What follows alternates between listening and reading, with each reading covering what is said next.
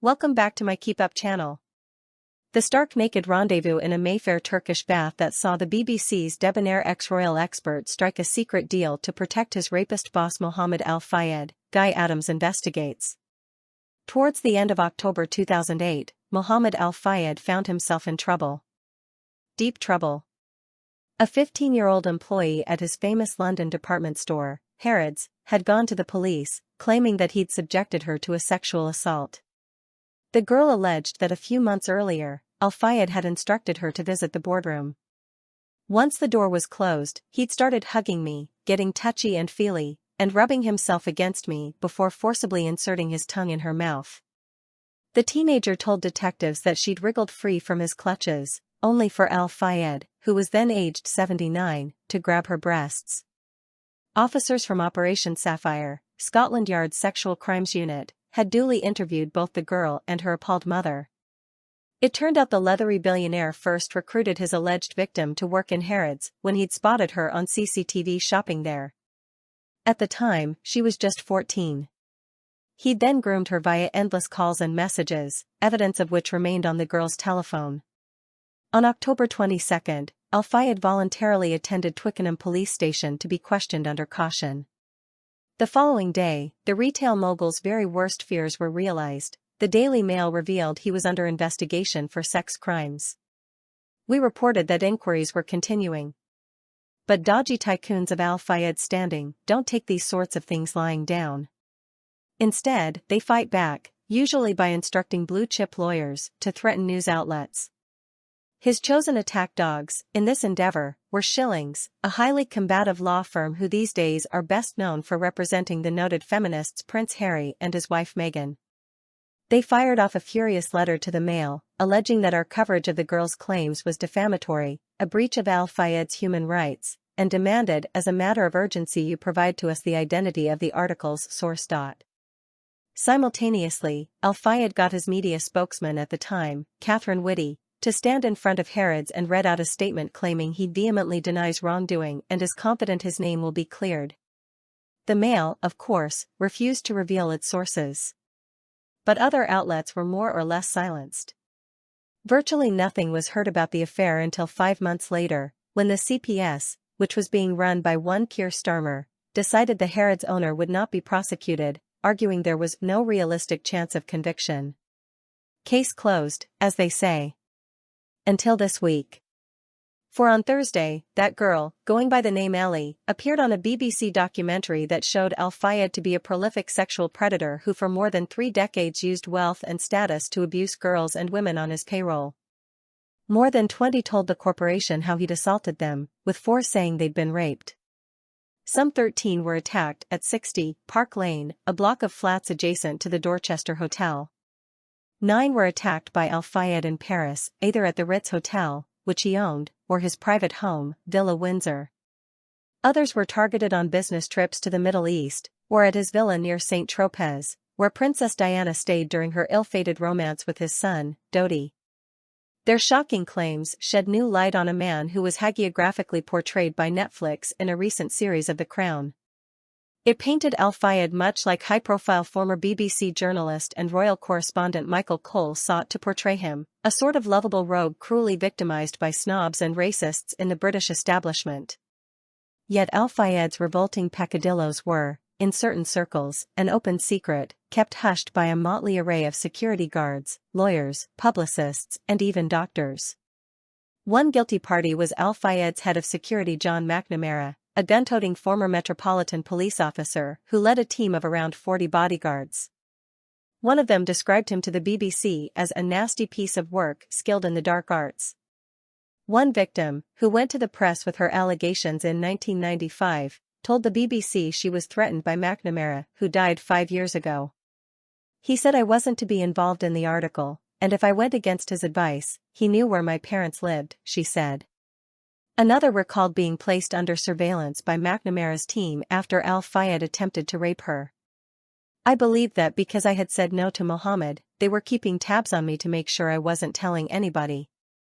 Then there was Max Clifford, the disgraced late publicist who was jailed in 2014 for a string of historic sex assaults. In the mid-2000s, he was recorded boasting to undercover journalist Chris Atkins how Al Fayed had for years employed him to keep sex crimes hushed up. "It's like Mohamed, you know, Harrods, who's 76, going on 18 when it comes to young ladies. He's a randy old sod." Fine. So I've stopped this, stopped that, from becoming public, whatever. Although the undercover film was eventually broadcast in 2009, fears of litigation meant Al Fayed's name was taken out. Elsewhere on the shady businessman's payroll was a medic, Dr. Wendy Snell. She worked for Harrods as the company doctor. According to interviewees, her duties included highly intrusive checks on female staff members who Al Fayed was targeting to ensure they didn't have sexually transmitted diseases. In a staggering breach of medical ethics, she reported the results directly back to him, without the consent of patients. The checks were part of a sinister modus operandi, outlined in the BBC documentary, in which Al Fayed would roam around his store searching for attractive young women. From time to time I would get a call from one of Mr. Al Fayed's secretaries asking me about a specific sales assistant that Mr. Mohammed had seen while he was walking the store and could I please interview them for a job in his office, said a former HR manager, Sarah. In the early days, I think I was naive enough to think he was giving them a career opportunity, but quite quickly I knew differently. The girls would be repeatedly propositioned, often forcibly. "He would put his hand up my skirt," recalled an employee named Christina. "He would take my head and push it into his genitals. I realized I should never sit, because then I was trapped. He was like an apex predator, he enjoyed the fear in my eyes." Perhaps understandably, given the scale of the abuse, there were several occasions when Al Fayed's crimes came close to being uncovered. But each time, senior lieutenants executed a cover-up. Perhaps the most notorious example occurred in the mid-1990s, when Vanity Fair published a lengthy article about his life. Journalist Maureen Orth told how Al Fayed walked the store on the lookout for young, attractive women to work in his office. Some were asked to go to Paris with him. Good-looking women were given gifts and cash bonuses almost before they understood they were being compromised. "Come to Papa," he would say. "Give Papa a hug." Those who rebuffed him would often be subjected to crude, humiliating comments about their appearance. She added, "A dozen ex-employees I spoke with said that Fayed would chase secretaries and sometimes try to stuff money down women's blouses." The article quoted one senior employee saying, "He likes a pretty face. He wouldn't hire someone who was ugly. He liked them light-skinned, well-educated, English and young." Al Fayed responded by launching a libel claim, seeking £100 million in compensation, and instructed members of staff to sign statements that bore witness to his good character. One of those employees told the BBC that she declined, only for a courier to deliver a package to her home a couple of days later, which included a statement I had supposedly given witnessing Mohammed's good character, signed by me. She recalled, "I had not given that statement and I had not signed a statement." At which point I was absolutely terrified. Despite such legal dark arts, Vanity Fair vigorously defended the libel claim. Over a period of months, it assembled compelling evidence that Al Fayed was indeed a prolific sexual predator, including testimony from staff offered money in exchange for sexual favors. "I really think we had a very strong case," recalled its UK editor, Henry Porter. When Vanity Fair filed that defense, the tycoon panicked. It was clear, from their submissions, that any trial would see his abusive behavior raked over in court. Al Fayed therefore decided to withdraw the claim against publisher Condé Nast. But he needed to simultaneously ensure its damning evidence was never made public. PR man Michael Cole was put in charge of negotiating a settlement, and arranged to meet with Condé Nast executive Nicholas Coleridge. To ensure complete confidentiality, Cole insisted the discussion take place in a Turkish bath in London's Mayfair. He stipulated that both men should attend stark naked, seemingly to ensure no secret recording devices were being used. Coleridge still recalls what he dubs the naked rendezvous, telling me, "Condé Nast's insurers said they would pay all our costs if Fayed dropped the case, which they did." There is no evidence that Cole was aware of his boss's crimes at the time, but it ensured Al Fayed's abuse was covered up.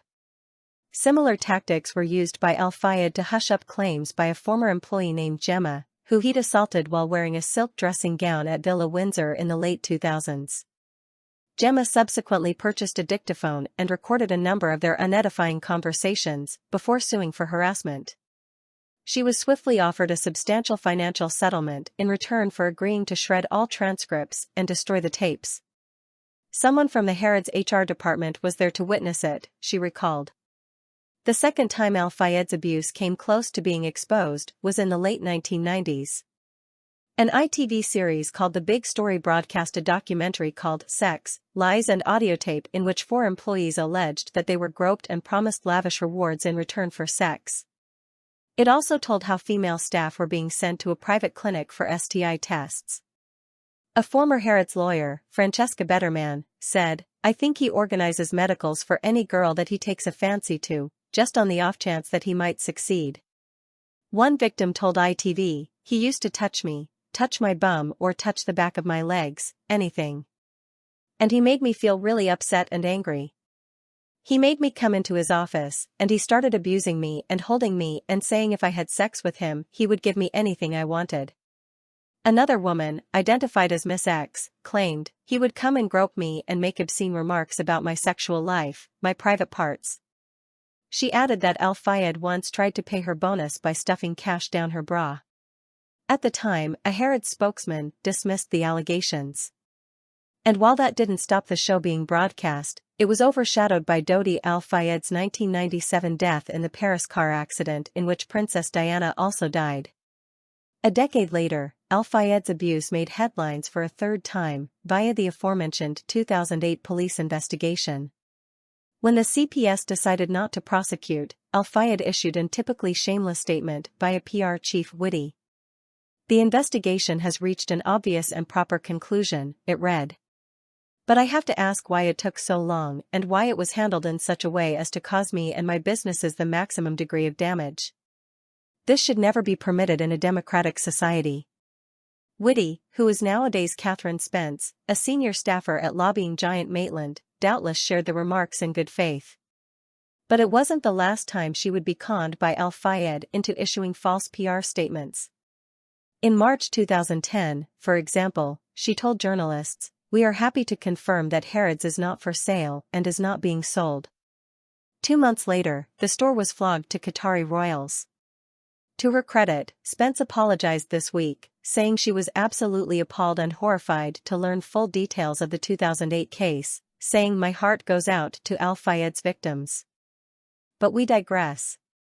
Reports of Al Fayed's sexual indiscretions then remained under wraps until 2017, when, at the height of the Me Too scandal, Channel 4's dispatches finally went for the jugular. One former staffer, Cheska Hillwood, told the program she was a 17-year-old debutante and aspiring actress when she was approached out of the blue to become a junior personal assistant in 1993. Al Fayed promptly told her that Dodi, a film producer, might be able to help her acting career. Hillwood went to Al Fayed's flat where he asked her to change into a swimming costume before he filmed her, allegedly so that his son could see her shape. He then kissed her and, after she pushed him off, barked, "If you don't sleep with me, I can't help you." 2 other women, both anonymous, told Channel 4 that Al Fayed assaulted them. This time Al Fayed, who was by now in his late 80s, did not issue a denial of the claims. In fact, he didn't comment at all. And police declined to investigate, on the grounds that he'd begun to suffer from dementia. Amazingly, dispatches did little to dent his popularity among celebrity friends or some of the senior staff who'd been on his payroll. So when Al Fayed died last August, they paid fulsome tribute. Uri Geller, for example, mentioned that he helped a lot of sick people and children. As for Michael Cole, the former PR man who helped negotiate the naked meeting in a Turkish bath, he declared, "I never saw or heard anything to his discredit or I would not have worked for him." He described Al Fayed as a man who did more good in the world than all his critics combined. Cole this week chose not to respond to messages asking whether he'd revised his opinions in light of the BBC's latest revelations. But like many of Al Fayed's senior associates, he should have known better. For, as we now know, the billionaire owner of Britain's most famous department store was a monster who hid in plain sight. Sex brute Mohamed Al Fayed threw a lobster at me on his yacht as a punishment for resisting his attacks, while A-listers watched in horror. Mohamed Al Fayed punished his victims for resisting his attacks by publicly humiliating them, even throwing a lobster at one woman in front of A-list guests on his yacht. The former Harrods boss, who died aged 94 in August last year, was this week exposed as a serial sex attacker who was accused of abusing at least 37 women. One of his victims, who worked as his personal assistant between 2007 and 2009, said he would expect her to entertain A-listers on his superyacht despite his abuse. The 42-year-old, known only as Gemma, said he had humiliated her in front of 3 well-known celebrities on the multi-million-pound vessel when it was moored in Monaco. He threw a lobster at me because I had not spoken. He said, "Why are you not talking?" She explained. The woman recalled another incident in Saint-Tropez, when he demanded that she carry his bags, and called her a F********** donkey. It was humiliating, it was part of his game, she added. It would depend on if you managed to push his advances away. If you had, you knew you were in for a rough day of humiliation. Sometimes you would be made to sit at the back of the room. He had this look, an Al Fayed look when you knew you were in trouble. She added that when the tycoon was able to successfully abuse her, he would then shower her with gifts of perfume or cashmere scarves, and described how she feared he would attack her in the night after he hid the key to her room on the superyacht. She also said his security had handed her some chopsticks and a bit of cloth to wedge her door shut. I went crying to them and said, "Help, he's been trying to get in my room," and they gave me some chopsticks and a cloth and told me to jam it under the door. It seems bizarre now, but it actually worked when he tried to get in that night, she recalled. The woman alleges the abuse culminated in her being raped at Villa Windsor in Paris's Bois de Boulogne after Al Fayed entered her room as she slept. "I was kind of face down on the bed and he just pressed himself on me," she said, adding that he told her to wash herself with Dettol after the attack. Gemma and 2 other victims who spoke to the Mail said the businessman would take their passports away when traveling to prevent them from escaping. They described being used as arm candy at A-lister events and, on one occasion, one described having to put on a fashion show for the late tycoon's guests.